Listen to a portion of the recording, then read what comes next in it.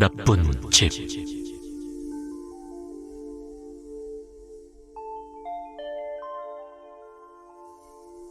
결혼 후 3년 6개월가량의 이야기입니다. 이사를 해서 지금은 결혼 후 두 번째 집인데요.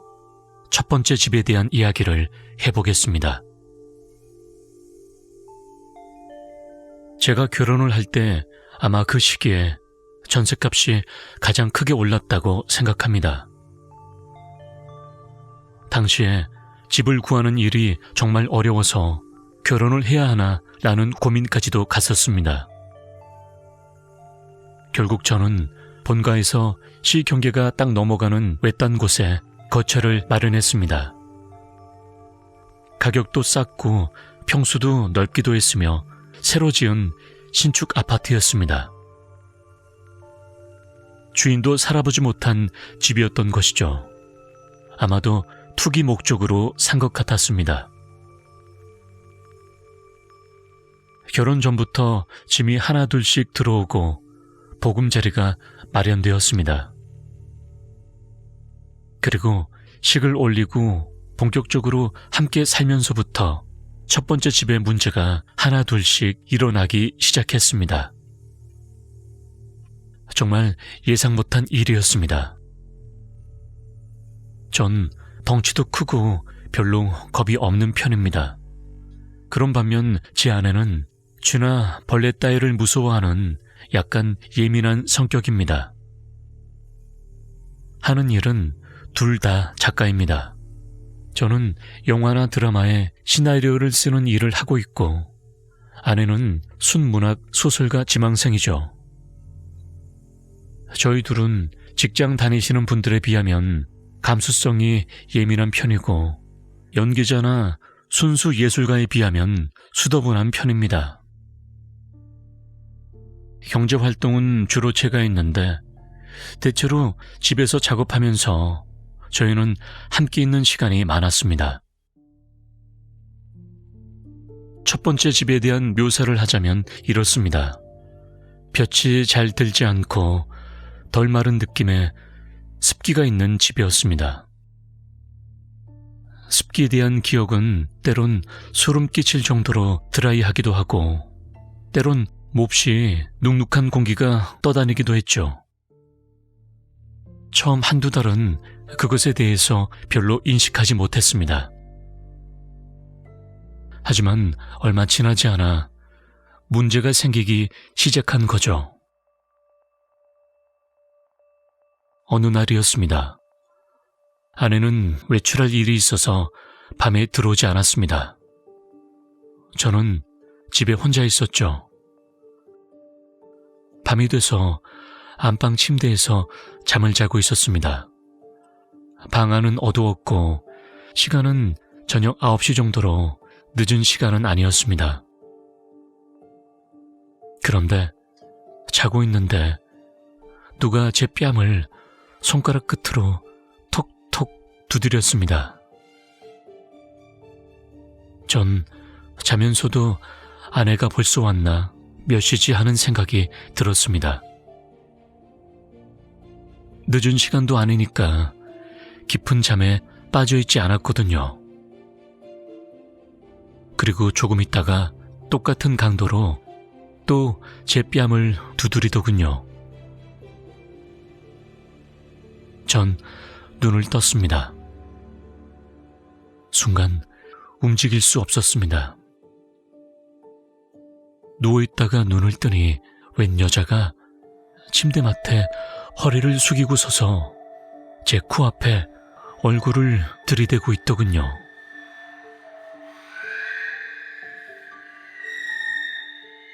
놀랐습니다.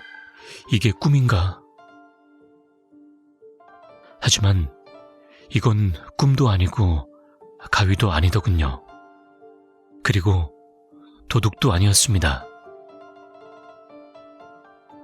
그 여자의 얼굴은 바로 눈앞에 있어서 너무 크고 선명하게 보였습니다. 그냥 눈을 동그랗게 뜨고 깜빡이지도 않으며 저를 보고 있더군요. 저는 당황했고 몇 초의 시간이 몇십 분처럼 느껴졌습니다. 다시 눈을 감았습니다. 어떻게 해야 할지 몰라 정신도 없었습니다. 눈을 감고 있다가 용기를 내서 다시 눈을 떴죠. 눈을 떠보니 여자는 안방 욕실 문 앞 화장대 앞에 서 있었습니다. 전 어두운 방에서 그 여자를 한참 지켜봤습니다. 아내 화장대 앞에 선 여자는 무슨 냄새라도 맡는 것인지 아내가 화장대 의자에 걸쳐놓은 스카프며 수건이며 집에서 입는 티셔츠 따위를 만지작거리더군요.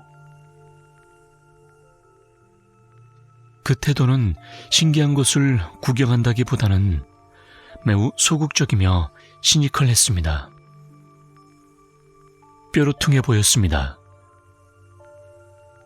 저를 깨우더니 아무 일 없다는 듯이 화장대 쪽으로 훌쩍 가서는 아내 물건을 보는데 그 여자의 집중력이 확 느껴지더군요.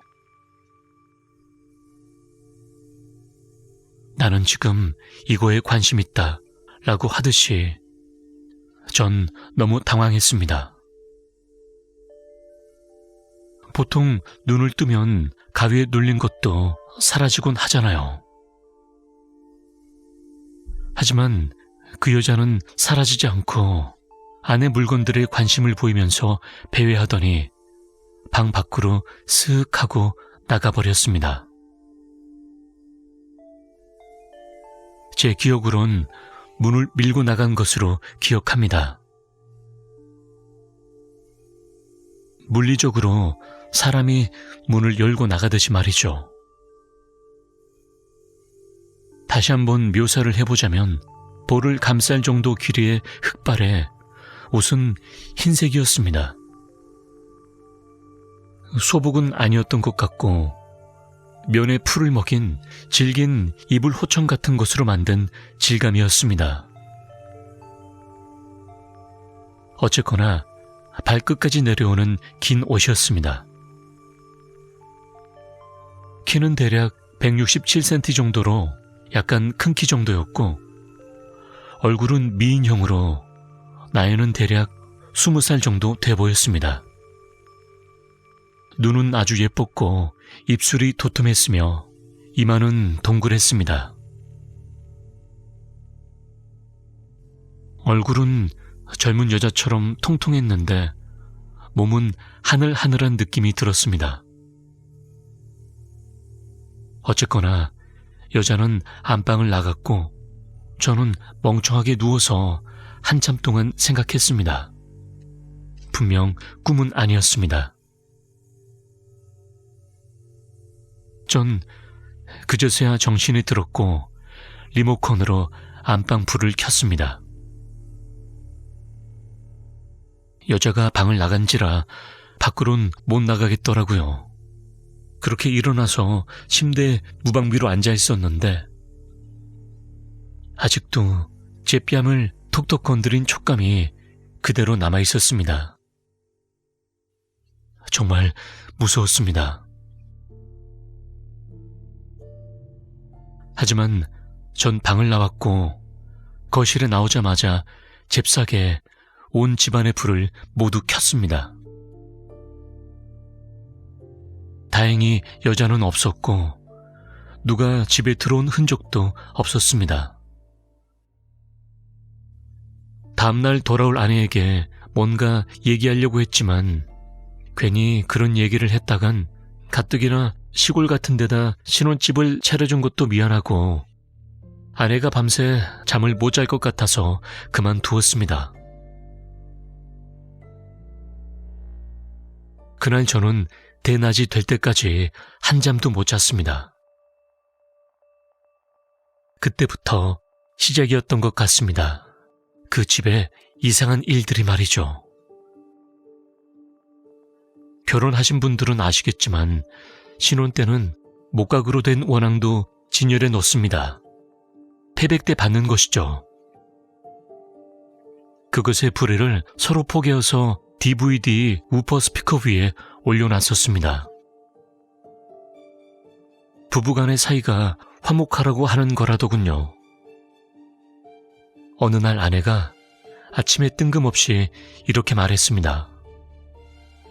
저 워낙 불의가 자꾸 벌어진다고 자기 전에 포개놓고 자면은 아침에 눈 뜨면 꼭 벌어져 있다고 말이죠. 그 말을 듣고 보니 목각 원앙의 불의는 관성 때문에 자연히 벌어졌다고 보기엔 너무 벌어져 있었습니다. 불의 사이엔 손가락 3개 정도 들어갈 정도 틈이 있었죠.